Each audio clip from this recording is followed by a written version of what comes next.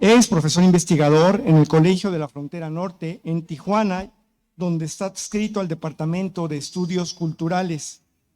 Entre los premios que ha obtenido están el Premio Nacional de Antropología Raúl Guerrero en Investigación y Difusión del Patrimonio Musical en 2011. Por otro lado, por su obra El Chivo Encantado, la estética del arte indígena en el noroeste de México, obtuvo el Premio Antonio García Cubas al mejor libro y el ámbito editorial en Antropología e Historia. Asimismo, ha sido profesor invitado en la Sorbona, en París. Por otro lado, participa en redes académicas como la Red Temática sobre el Patrimonio Biocultural Región Noreste del CONACYT, el Congreso Internacional de Americanistas y en Anthropomus, Seminario Permanente, la Antropología de la Música y la Etnomusicología en México. Actualmente colabora en el proyecto Fonoteca, el Colegio de la Frontera Norte, resguardar la memoria sonora de la frontera norte de México. En este currículum, si me permiten, me parece muy importante resaltar las palabras patrimonio biocultural y memoria sonora. Creo que cobran especial relevancia en un estado como Veracruz. Las líneas de investigación en las que ha trabajado son antropología de la frontera norte de México, etnomusicología y estética de los pueblos indígenas del noroeste de México y etnicidad y ritualidad contemporánea. Tiene muchísimas publicaciones, pero voy a comentar algunas porque me parece importante mostrar los temas específicos y la diversidad de enfoques. Por ejemplo, como coordinador está etnomusicología y globalización, dinámicas cosmopolitas de la música popular en 2019, también como coordinador música indígena y contemporaneidad, nuevas facetas de la música en las sociedades tradicionales de 2016, el libro que mencioné, El Chivo Encantado, la estética del arte indígena en el noroeste de México, del 2011, El Viejo, el Venado y el Coyote, estética y cosmogonía, así una arqueotipología de los mitos de creación y del origen de las artes en el noroeste de México, de 2005 y que se reeditó en 2014, y El Sabio de la Fiesta, música y mitología en la región Caíta Tarahumara, de 1998. Esto es solo un extracto del amplio currículum del doctor Miguel Olmos Aguilera, a quien le damos las gracias por estar aquí, viene llegando de viaje, y solamente recordar la dinámica de que es muy importante contar con su participación. Así que a lo largo de la charla se irán repartiendo unas tarjetitas donde pueden apuntar su pregunta, su comentario, y por favor también pongan su nombre para establecer un verdadero diálogo, y esto se comentará al final de la sesión. Sin más preámbulo, adelante, doctor Olmos. Muchas gracias, buenas tardes a todos, a todas. Es para mí un gran privilegio poder participar en esta feria del libro. Antes de iniciar la conferencia, quisiera dar las gracias a las personas que hicieron posible que yo estuviera aquí, sobre todo a Judith Páez, coordinadora de la Feria del Libro, y sobre todo a Alfonso Colorado, con quien estuve en contacto para poder organizar también esta presentación. Hace mucho tiempo que no venía a Jalapa, es un verdadero gusto regresar. Hace más de 20 años que vine aquí a Jalapa, y la verdad guardo con esta ciudad una relación afectiva muy importante. Y bueno, para mí es un gusto estar aquí en esta feria, y agradezco también, desde luego, a la Universidad Veracruzana por la invitación. Lo que les voy a presentar es las investigaciones que he venido realizando en los últimos años, que tiene que ver con el sonido. Yo soy etnomusicólogo de formación y antropólogo, y me he involucrado con el análisis de las músicas indígenas. Hace mucho tiempo hice investigación también aquí en Veracruz, en un proyecto de décima que dependía del Colegio de México. Ahora trabajo en el Colegio de la Frontera Norte en Tijuana, y me dedico al análisis de las músicas indígenas en esta gran región del norte del país.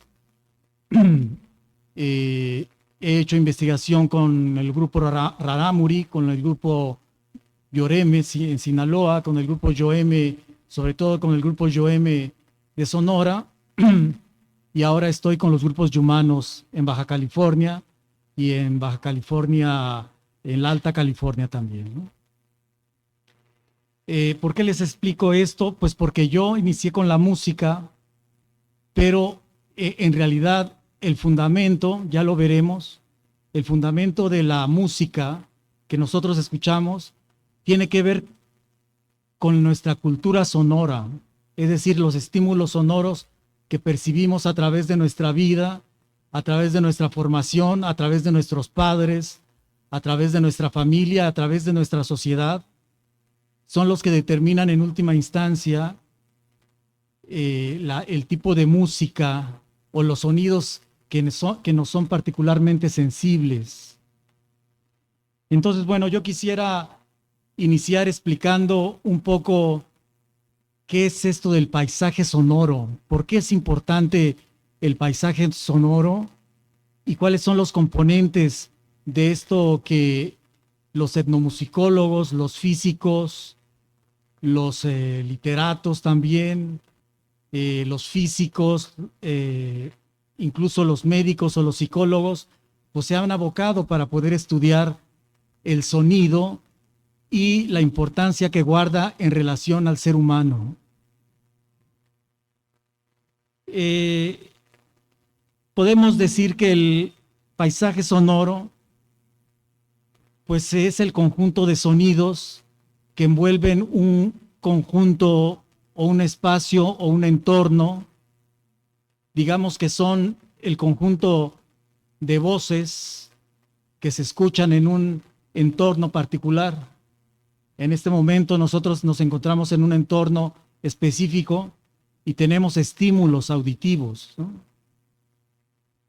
Digamos que es lo mismo que un cuadro cuando lo define Schaeffer, que es el padre de la teoría del paisaje sonoro, lo define haciendo la analogía a un cuadro de pintura. Es decir, la pintura puede tener montañas, puede tener ríos, puede tener un sol, y son los componentes de ese cuadro, y un cuadro del paisaje sonoro podríamos decir que son el conjunto de voces, el conjunto de estímulos acústicos que están formando, digamos, una imagen acústica.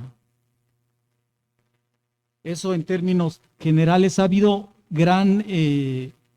muchas definiciones sobre lo que es el paisaje sonoro. Hay un autor francés, Candot y Le Godinec, que hicieron un libro sobre antropología sensorial aplicada al urbanismo y al diseño, y entonces ellos lo definen de la siguiente manera. Dice: llamemos paisaje sonoro a todo conjunto de estímulos auditivos percibidos como tales, es decir, percibidos como una totalidad dotada de una esencia. En este asunto poco importa si es real o es imaginaria, y de la cual la representación mental es traducida por el lenguaje con expresiones tales como medio sonoro, medio ambiente sonoro, entorno acústico, entre otras, ¿no?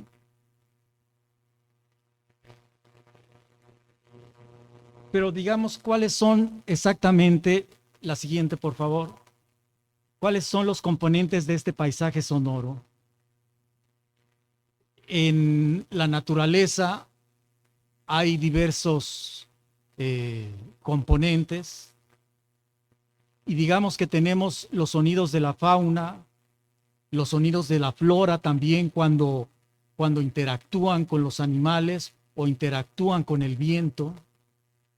Y está también lo que se le ha llamado la geoacústica, es decir, los sonidos que derivan de las formaciones rocosas, de las formaciones de los abrigos rocosos, de las colinas, de las montañas, de los desiertos, y que el viento y el conjunto ecológico transmiten un eco particular sobre estos entornos sonoros. Esto es lo que se le ha llamado la geoacústica, y esta geoacústica, sobre todo en el ámbito rural y entre los pueblos indígenas, es muy importante porque también condiciona los estímulos sonoros que tienen las personas al interior de una cultura indígena. No es lo mismo el estímulo sonoro que percibimos en el desierto de Sonora, como esta imagen que vemos acá, o el estímulo sonoro que percibimos desde la selva tropical, o desde la tundra, o desde la sabana, por ejemplo. Son formaciones geográficas, geológicas, que están condicionando de alguna manera el tipo de sonidos que se van a reflejar en esta masa terrestre. Desde luego, el viento es un componente muy importante, la lluvia, los ríos, los mares, todo esto son conjuntos sonoros que existen independientemente, es decir, de manera independiente de la presencia humana. Desde luego que el paisaje sonoro ha sido reconfigurado por la presencia humana, pero hay cosas que no cambian tanto, ¿no? Dentro de todo esto tenemos el silencio. El silencio también es una construcción cultural, y tenemos los sonidos de la cultura humana. Digamos que los sonidos del hombre son estímulos creados por la cultura, es decir, lo que va a sonar un esquimal no es lo mismo que va a sonar un rarámuri o lo que va a sonar una persona aquí en Jalapa. La cultura con la que vivimos son la que determina también el conjunto de estímulos a los que estamos acostumbrados a percibir. Algo muy importante que dice Schaeffer es que el cuerpo, en realidad nosotros somos resonadores de la cultura en la que vivimos. O sea, nuestro cuerpo refleja de alguna manera el conjunto de sonidos que nos están afectando. Ese cuerpo es, digamos, el modelo o el representante de la cultura auditiva a la que estamos expuestos en un paisaje sonoro determinado. Dentro de los sonidos humanos tenemos, por un lado, los sonidos industriales. Hay una cantidad inmensa de sonidos culturales, ¿no? Porque, como decía, dependen del tipo de cultura de cada pueblo. Pero digamos que la industria tiene sus propios sonidos, los sonidos de la maquila. Y digamos también que los sonidos organizados de manera un poco más acabada y más refinada, pues desde mi punto de vista es la música. La música es como decantar el conjunto de sonidos de la cultura, y a través de estos sonidos es como surgen también la creación musical. Ahora bien, es muy importante saber que el sonido no es solamente, si bien se manifiesta a través de una onda sonora, es decir, todo lo que tenemos material tiene una implicación sonora. El hecho de que yo haga así o emita una nota, ¡oh!, tiene que ver con la materia con la que estoy expresando este sonido. El vaso tiene un sonido. Por eso si ustedes se fijan, cuando se rompe una copa, cuando una cantante rompe una copa, que se ha visto en algunas películas. Esto quiere decir que la voz está empatando la frecuencia sonora del material de la copa, ¿no? En este sentido, todo nuestro cuerpo, toda la materia, todo en el planeta tiene sonido siempre y cuando se percuta, se rasgue, cuando se mueva esta materia, emite un tipo de sonido, ¿no? Por lo mismo, bueno, esta es una imagen de la frontera México-Estados Unidos y la frontera, ya lo veremos también, a ver si me alcanza el tiempo, también tiene su particularidad sonora, ¿no? La frontera tiene sonidos muy especiales del lado de México y tiene sonidos particularmente o ausencia de sonidos del lado de Estados Unidos. La imagen de la izquierda es el fandango fronterizo que se hace allí en la ciudad de Tijuana, en playas de Tijuana en particular. Y bueno, podemos decir que hay un conjunto de sonidos que son culturalmente agradables. En el 2023, un antropólogo lingüista, Raimundo Mier, nos hablaba sobre el sonido y el lenguaje. Me parece que fue su última conferencia antes de su deceso y la vamos a publicar próximamente en un libro que se va a llamar Culturas Aurales. Pero dentro de lo que nos hablaba Raimundo Mier es que la voz de nuestra madre, la voz de nuestro padre, forman parte de nuestras referencias sonoras más originarias, más ontogenéticas. Nosotros empezamos a oír desde que estábamos en el vientre materno y escuchamos las vibraciones de la voz de nuestra madre. Por eso nos identificamos también, hay una identificación muy fuerte también con la madre, porque escuchamos la voz y esta voz nos lleva también a una instancia ontogenética muy antigua dentro de nuestra formación. Desde luego también está la voz de nuestro padre, el nombre del padre, la voz de la autoridad, dirían por ahí. Están también las voces de nuestros amigos. Nosotros identificamos las voces de nuestros amigos u otras voces que nos son completamente indiferentes. Las voces que están cargados de significación, de una significación afectiva, pues son las voces que nosotros podemos consignar como sonidos agradables. Por eso les hablaba de la escucha.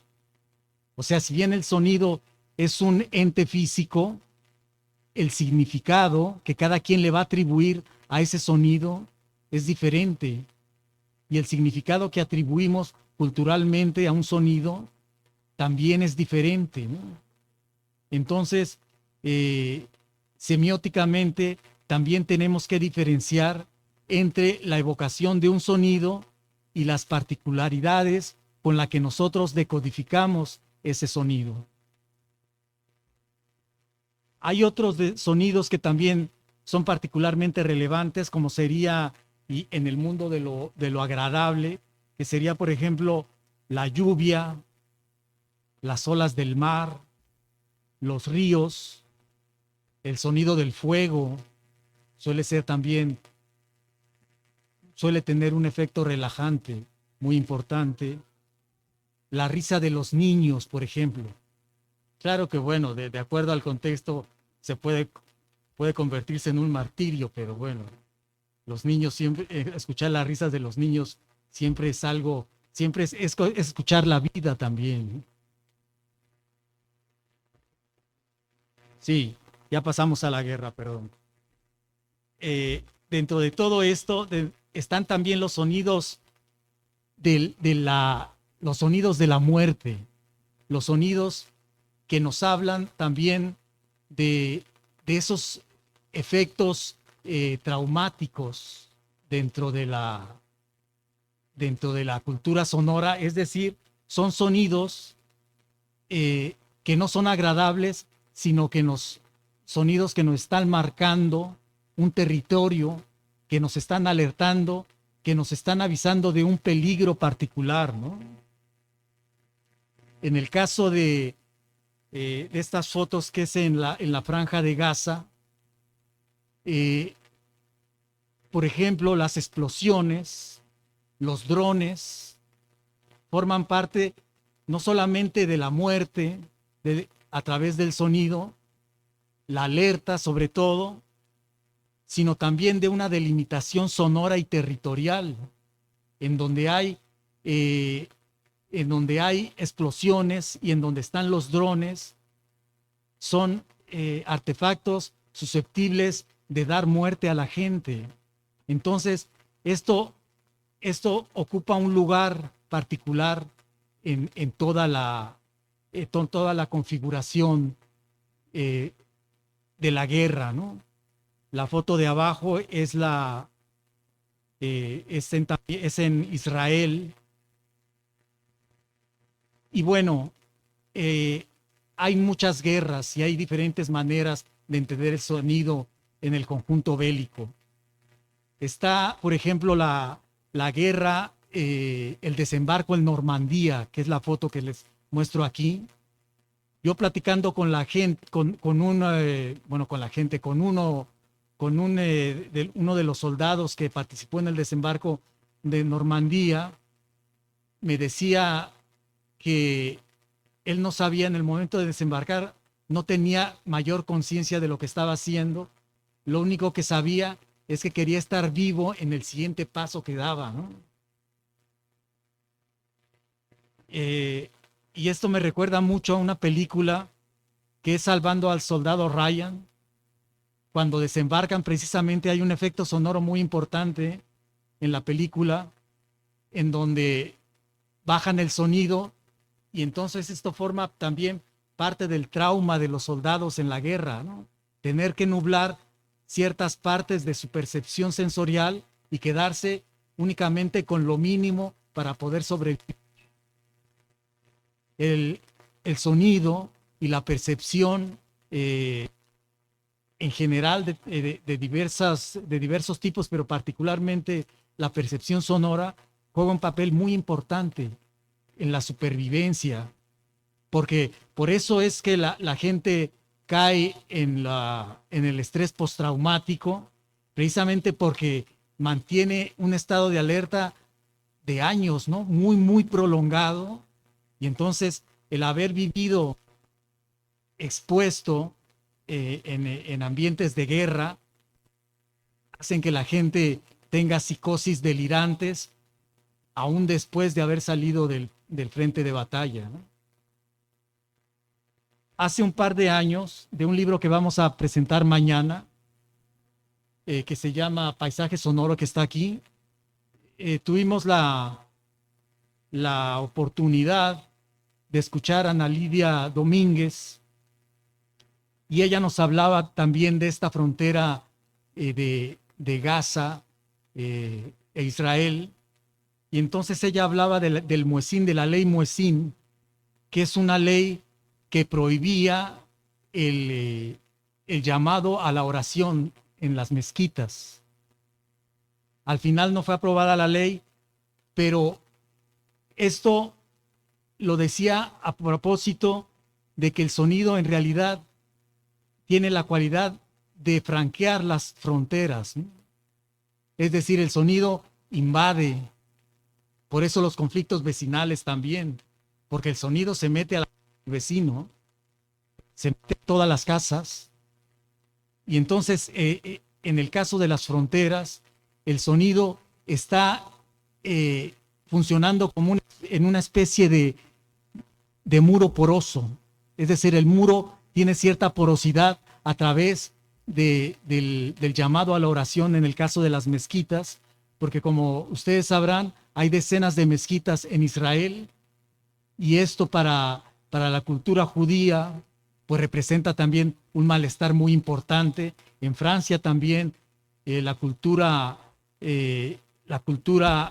musulmana, sobre todo, representa también un impacto cultural muy importante. Cada vez en Europa hay población musulmana cada vez mayor o cada vez más organizada. Y bueno, esto, el hecho de que hagan la oración, de que llamen a la oración, representa también un problema muy fuerte en el ambiente sonoro.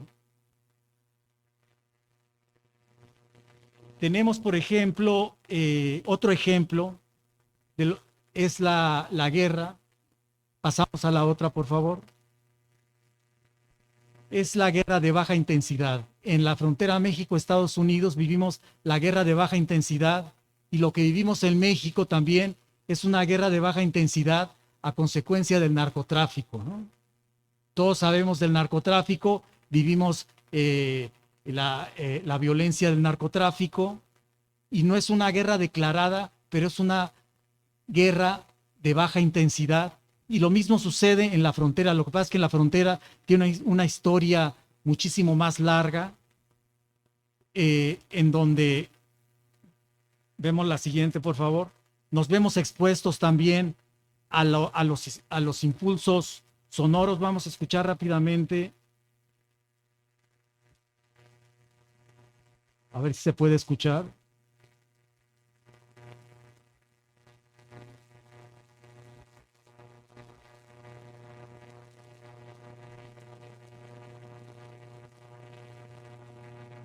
Bueno, parece que no se escucha, pero ahí están.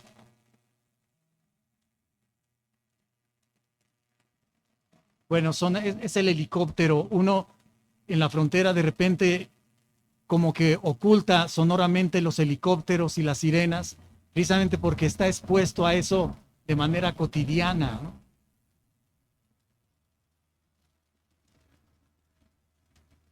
Acá se aprecia de manera muy leve, pero bueno, es un estímulo al que los fronterizos estamos acostumbrados. Es parte de nuestra vida cotidiana. Hay otro sonido en la frontera que es una marca sonora, diría Schaeffer, que es un sonido completamente irreconocible para todos los fronterizos, que es la puerta giratoria cuando uno va de Estados Unidos a México.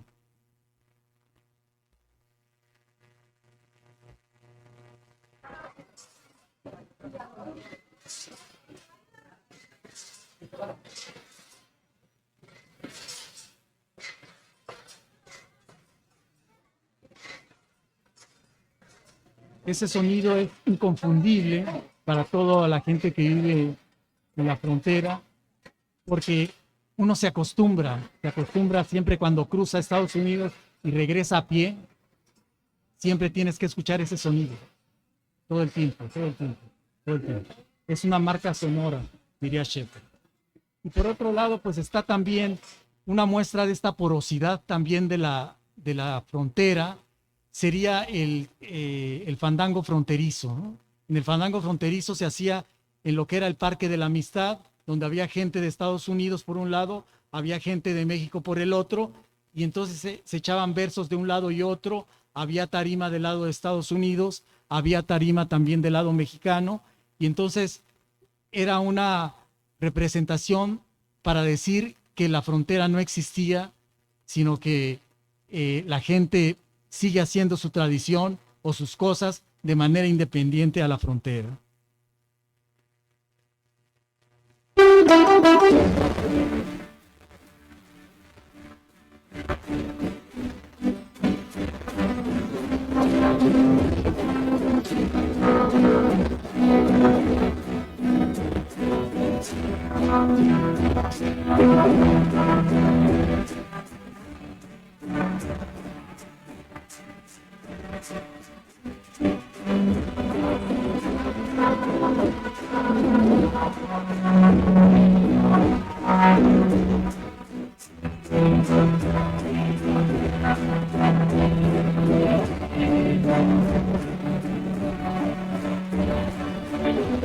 Bueno, eso en cuanto a la frontera México-Estados Unidos. Solamente quisiera terminar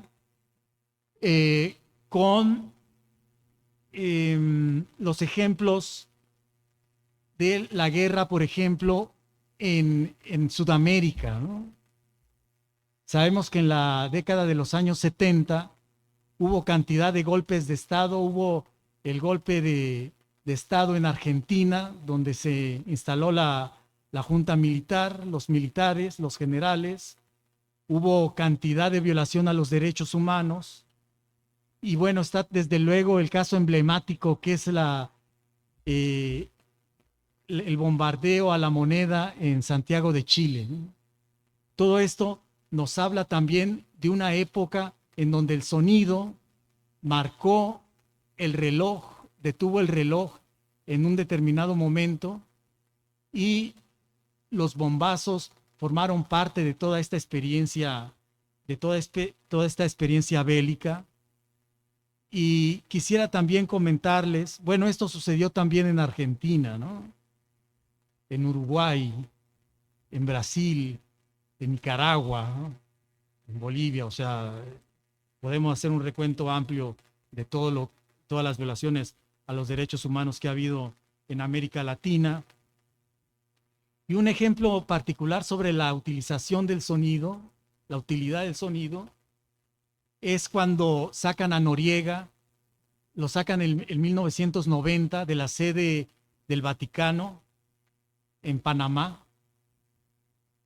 Y yo no sé si recuerdan, la gente que vivió en esos años, que lo sacaron con música, con rock, con heavy metal, ¿no? Le pusieron unos altavoces gigantescos y pusieron rock, y entonces eso fue la tortura que le hicieron a Noriega, y después de 2 o 3 días, Noriega ya no soportó y se entregó a Estados Unidos después de la invasión, pero fue a través precisamente de la tortura, a través del sonido. Ese también es un componente muy importante del sonido. El sonido, así como es un elemento muy agradable, puede ser también un elemento de tortura también, ¿no? Hay gente en Chile que ha escrito sobre la tortura en los campos de exterminio también, ¿no? Cómo utilizaban la música y el sonido para torturar gente. Y esto se ve particularmente también en la película esta de Naranja Mecánica, ¿no? De los años 70. Bueno, yo con esto termino. Traía otras cosas, pero bueno, si traen alguna pregunta, bueno, solamente comentar ya para concluir que el paisaje sonoro pues expresa una serie de relaciones de poder. Es decir, el sonido no es ingenuo. Las guerras de sonido son también guerras por la memoria, por la identidad y por el derecho a habitar simbólicamente el territorio. De ahí la importancia del ejemplo de Gaza e Israel, porque es una lucha por la memoria identitaria de estos dos países. Hay gente que ha hecho también estudios en la guerra de Irak, también se hicieron estudios sobre la memoria sonora, sobre los traumas del sonido, y también en la guerra de Ucrania también hay estudios que se han hecho sobre esto, y la importancia de la música también en los campamentos de guerra, ¿no? Hay algunos estudios sobre esto. En última instancia, los contextos bélicos revelan una verdad fundamental sobre el sonido, su imposibilidad de ser completamente contenido. El sonido atraviesa fronteras, como les comentaba, invade territorios y obliga a escuchar la presencia del otro. Precisamente por ello, los paisajes sonoros bélicos constituyen espacios privilegiados para comprender la fragilidad de toda separación absoluta. La guerra intenta dividir territorios, cuerpos, identidades Sin embargo, desde la dimensión acústica, ninguna frontera logra cerrarse completamente. Los sonidos del otro siempre estarán atravesando cualquier muro. Muchas gracias.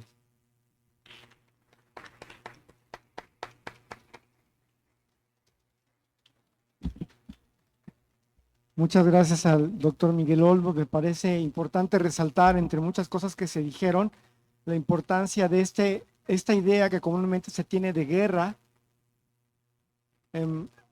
y que aquí se nos ha hablado de guerra de baja intensidad, no solo lo que está en los titulares como Ucrania o en otras partes del mundo, sino también en contextos más cotidianos y más familiares para nuestra realidad. Tenemos algunas preguntas y comentarios, entonces vamos a pasar a leerlos. Todavía me imagino que hay tiempo, si alguien todavía quisiera. Muchas gracias. Gracias, dice. Voy a empezar. Voy a leer en turnos de dos para contar. ¿Cómo cree usted que pueden contrarrestarse las marcas sonoras de la guerra? ¿Qué papel cumplen las narrativas territoriales en ese sentido? Esa es una.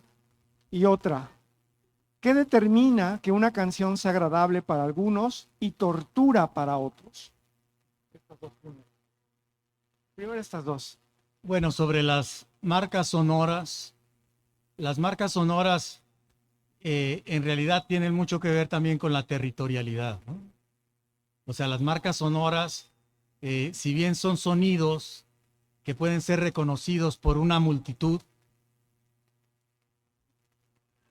por ejemplo, si sonara en este momento la alarma sísmica, la alerta sísmica, todo el mundo la iba a reconocer inmediatamente, ¿no?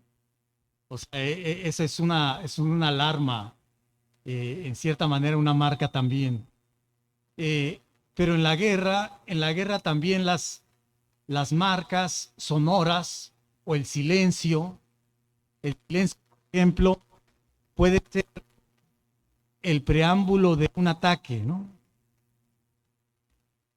El silencio puede ser la antesala de una agresión, no solamente en la guerra, sino en textos.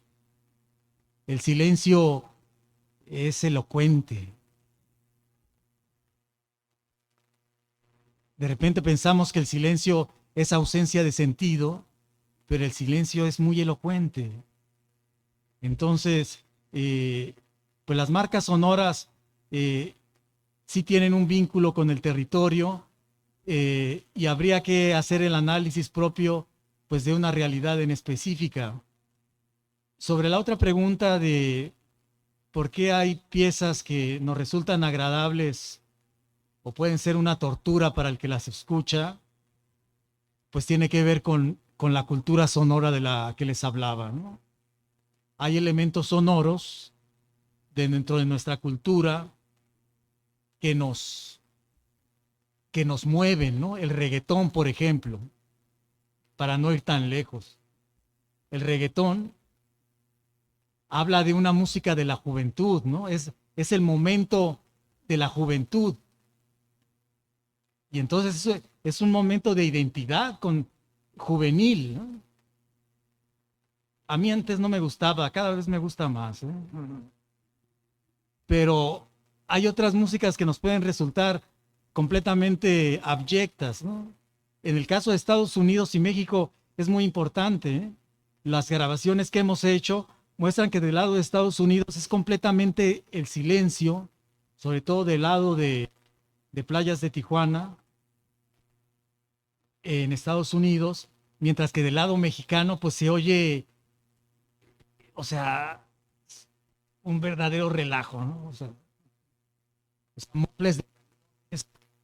los reggaetones, gritos de vendedores ambulantes, carros con todo, con el radio sonido. Entonces, desde luego que como fronterizo tenemos ciertos estímulos. Lo mismo ocurre con la juventud. La juventud tiene estímulos propios de su época. Alguna vez yo decía que el chotis, el vals y todos esos géneros de principios del siglo XX, pues fueron revolucionarios en su época también, ¿eh? Entonces, para quien crea que el reggaetón es revolucionario, pues sí es revolucionario de este tiempo, pero cada sus géneros que cambian y que se estacionan en la mentalidad colectiva. Hay un caso emblemático que es la banda sinaloense, ¿no? O sea, desde el siglo XIX la gente se queja del sonido de la banda sinaloense en Mazatlán, ¿no? Y la gente de Sinaloa pues se identifica con esta música. Es la música de sus abuelos, es la música de sus padres, es la música de sus amigos, es la música de su sociedad. Y desde luego la gente de Estados Unidos, la gente que no comparte esa cultura sonora, pues la encuentra completamente abyecta, horrenda, horrible, ¿no? Muy bien. Tenemos dos preguntas más. Saludos, Miguel. ¿Cómo abordas los sonidos culturales de los espíritus de las plantas o de los mal llamados animales, cuando significan señales y signos de alerta o comunicación? Esto lo señala Olga Lucía Sanabria de Colombia. Y No, es muy importante, sí. buenas tardes, soy Ernesto. La pregunta es, para usted, ¿de dónde viene la música? ¿Hay algún mito que hable sobre el sonido o la música? Gracias. No, sobre los sonidos de las plantas y animales es muy importante, ¿eh?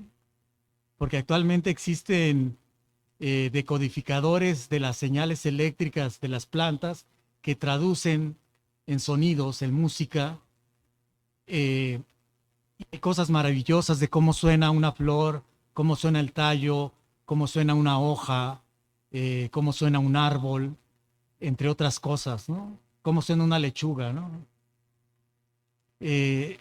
Los sonidos de los animales, o entre comillas animales y entre comillas sonidos, son formas de comunicación también.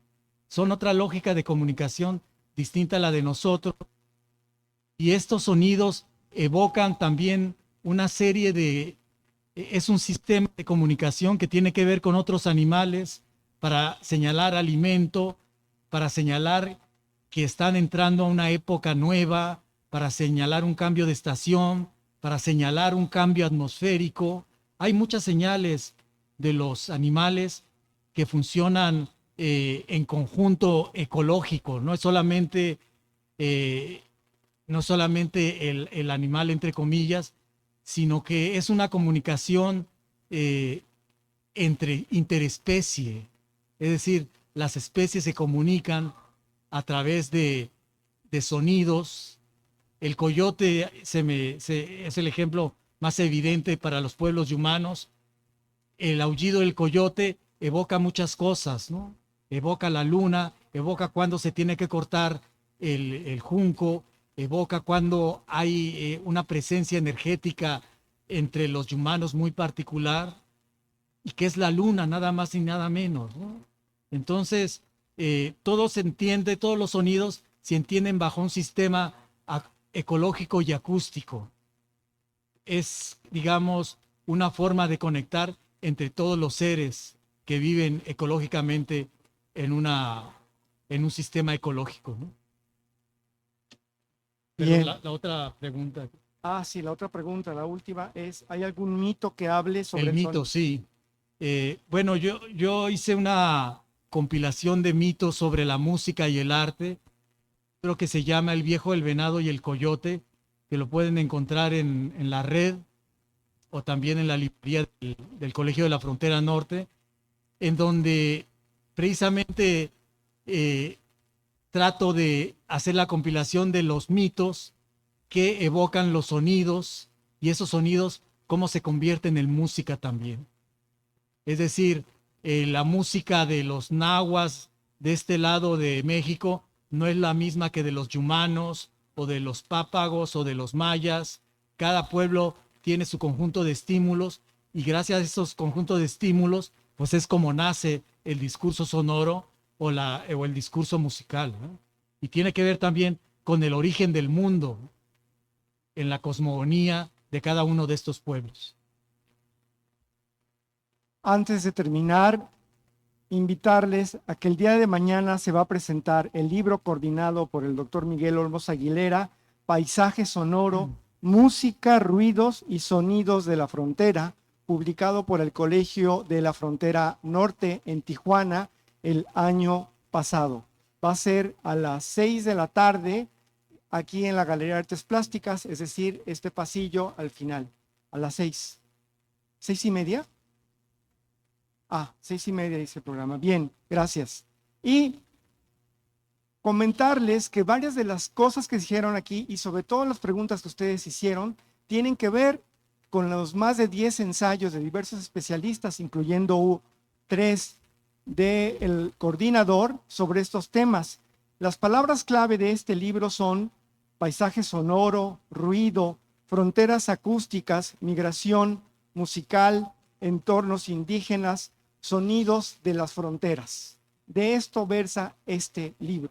Y me parece que es relevante, dado que, por ejemplo, la estructura académica que hay en esta ciudad y en esta universidad tiene que ver mucho con cuestiones históricas, antropológicas, culturales y sonoras. Por ejemplo, la música aquí en la Unidad de Artes. ¿Cuál es el espacio que damos a estos elementos?